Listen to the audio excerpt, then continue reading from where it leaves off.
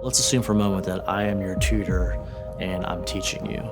As I'm walking through a lesson with you, I'm gonna be watching your body language. I'm gonna be watching where your eyes are looking. I'm gonna be watching your posture, be watching your facial expressions. We give off signals verbally and non-verbally that are an indicator of our mood. And we all know that emotions drastically affect our ability to learn. What Ahura is doing is building technology that is able to read those verbal and nonverbal cues that we give off. We're utilizing everything from biometric reading, camera analytics, voice recognition to say, here's my emotional state at this exact moment, just like a tutor would be watching you and at that moment call an audible and say, okay, Mark is currently this, so actually let me adapt. What we are building is a scalable, artificially intelligent educational platform that represents a massive leap forward in the way our students are educated. The students that are taught one-on-one, let's say by a private tutor, 90% of those students are able to score in the top 20th percentile. Now, when you compare that to the traditional standard deliver lecture format, it begs the question, are 80% of our students failing, or is the entire structure designed in a way that is failing our students?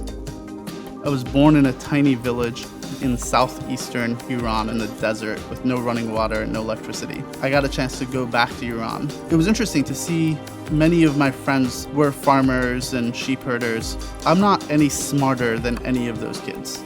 I wonder if any of those kids had the same opportunities that I've had, what they would be able to do for their communities and for the world. We are, as Brian has mentioned, on the precipice of massive automation that's going to lead to large-scale unemployment, which if we don't handle that properly is going to lead to civil unrest, scarcity, and we know what happens to human nature and world powers when we have to fight over resources. It leads to war. We are using artificial intelligence, using that personalization, using the ability to provide the highest quality education in the world to give to everybody, to create peace, to create prosperity, and to shift society safely into kind of a post-automation world. When I first got into the assemblage, I fell in love. Every day I meet incredible people who are focused on solving some of the world's most intractable problems, and through the discussions and conversations, we're able to come up with innovative solutions to address those needs.